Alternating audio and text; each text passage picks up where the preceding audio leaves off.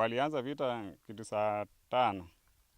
Kufikia saa 8, saa 5 ndio huyu mama alikuwa anakaa na mama mkwe yake tu mzuri.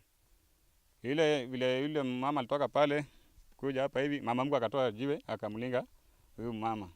Ndio naye akakota hiyo mawe akarudisha mama mkwe.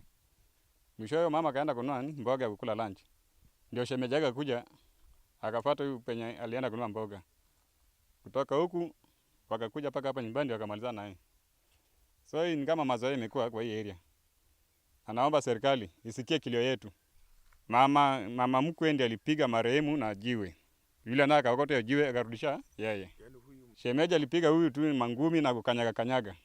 Hajatumia silaha yote. Wanaume wawili wapiga mwanamke mmoja. Hiyo ni haki kweli? Na hii maneno si mara ya kwanza. Hii area watu wamezoea kuua wengine. Na serikali naye inachukua inasema inachunguza maneno lakini nafika mahali hatuoni mwelekeo. That is why mwananchi akaamua kuchukua sheria mkononi. Ile kitu alisema mwisho akienda kukata roho. Alisema mama, sita survive tena. Hao watu wamenikanyaga mpaka wamenikanyaga maini. Sioni kama naweza survive. Halafu hii familia walikuwa wanamuona kama yeye ana watu wake wale wanaweza msaidia. Kwa sababu mara nyingine tena alipigwa akajaribu kuongelesha familia. Mbona mnanichukia? Wakasema hati kulingana na wewe tabia zako. Tabia gani alikuwa anafanya katika hii area? Nyinyi wenye mko hapa, ni kitu gani alifanya bibaya ndio mkafikia mahali sasa shemeji yake akamuua? Kwa sababu hata sisi tuko na uchungu kwa ajili ya huyo mtoto. Kustukia kifo mbao haistahili kwa maisha ya binadamu, kustuliwa. Mutasikia aje? Serikali tafadhali mtuchukulie hatua. Huyo mwanaume mbao aliua huyo msichana, aliohusika wote, at least apatikane mali yako. Msiache hiyo sheria ati juu tutazika, lakini msiache hiyo sheria ati iwachwe tu hivyo juu ashazikwa. Tafadhali mfuatilie kwa sababu sio kitu ya maana. Huyo mtu mwenye ameua msichana wangu, hiyo nasikia sio mara ya kwanza. Ni kitu ile ashazoea kwa maisha yake. Anaona tu akipata mtu area muue ndiye asikie vizuri. Kama hiyo ndio maisha aliyekewa. Hii familia ya huku kama kuna pepo imesimama hapa. Lakini tafadhali serikali mtusaidie. Kifika kwa hospitali tukapata msichana amekufa ama ameaga dunia. Hatukusema na yeye, hatukusema na chochote. Mama ndiye alitangulia huku akazungumza na yeye. Mama maneno mawili matatu. Akasema, "Mama, mimi nimepigwa vibaya na kufa." Halafu dada yake mwingine na mwenzake wakamchukua yeye kwenda kumwagesha ama kumsafisha. Halafu kutoka huko akarudisha kwa kitanda, mama msichana amekufa. Hata kwangu mimi mzazi, lakini sijapatiwa kitu chochote, hata mahari yoyote, hata mbuzi hata moja. Msichana amekaa miaka 25 bila kitu chochote kupata. Na mtoto wangu anapigwa mara kwa mara. Na hao vijana hawa, mashemeji yake hawa.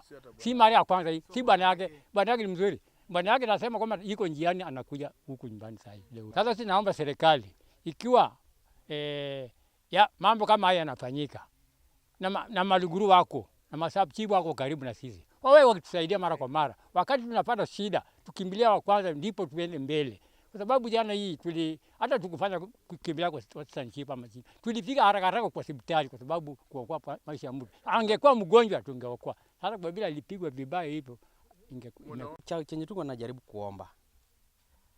Familia ile ilihusika kwa kifo ya huyu mwanamke ama huyu msichana wetu. Tulikuwa tunahitaji yoyote yule ajitokeze apatane na sisi familia. So kifo ishatokea. Msichana wetu ashalala, ako mwili yake imelazwa huko. So tulikuwa tunaomba familia, mtu yoyote kwa hiyo familia, yoyote yule ajitokeza kuja kwa familia yetu. Wacha tuone tutazika msichana kwa staili gani. But sasa ya mwisho haki lazima itendeke.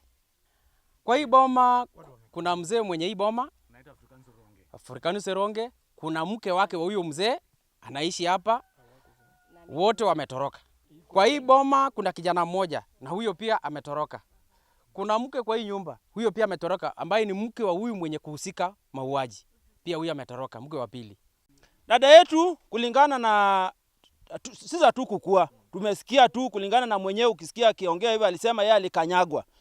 Wanaume wawili mama yao kupiga mtu mmoja. Si wangebeba tu waturudishie waseme msichana yenu ndio huyu, sisi hatutaki. Mbona wakanyage mpaka kumuua? Tunasikia tu mwenye alisababisha kifo ya dada wetu anatembea tu. Jana amelala Singe, leo asubuhi ameonekana tu. Na tunataka kuambia serikali hivi, kama watachukua hatua kutafuta huyu mtu, sisi wenyewe tutatafuta na tutapelekea serikali kama hai ama sisi wenyewe ndio tutaamua. Leo hii hatutanyamaza. Kama serikali atapatia sisi haki ya sister yetu, sisi wenyewe tutafuta haki. Na wasianze kulaumu sisi ati sisi ndio wabaya. Kwa sababu si mara ya kwanza hiyo kitendo kama hiyo kufanyika, na hatutakubali. Raundi hii hatutakubali. Sister yetu tukakuja hapa siku moja, tukashuluhisha maneno tena, walikuwa wanataka kupigana paka na sisi. Tukasema sisi hatutaki maneno, tukaenda. Lakini leo hii tutatafuta haki. Kama serikali itachukua hatua, sisi wenyewe tutatafuta huyu mtu. Kama ni usiku, hatulali saa hii mpaka tusikie amepatikana. Kama hatapatikana, sisi tutatembea mpaka tupate. Lakini ile kitu mimi naomba serikali inapenda kufinya maneno. Ile mtu pia ameua mtu, unapata pia huyo kesho pia ametoa hongo mpaka pia ameshikwa na maachiliwa. Kwa nini asifungwe na ama amanyongwe? Kwa sababu pia yeye ameua. Si hata yeye auawe. Serikali kama unaona kweli hii jambo haifurahishi, uchukuliwa maanane. Lakini kama mwezi kazi, mtupe wananchi sisi, mtafute huyu mtu. Tukipata pia tupeana nyinyi kama ako maiti.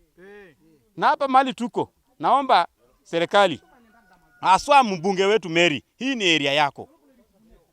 Hii ni area yako. Jaribu kuchukulia hatua kali, kwa sababu hii ni mazoea. Unaona jirani anasema hii ni mazoea kwa hii boma. Wamezoea kupiga watu na wanawake za watu na kuua.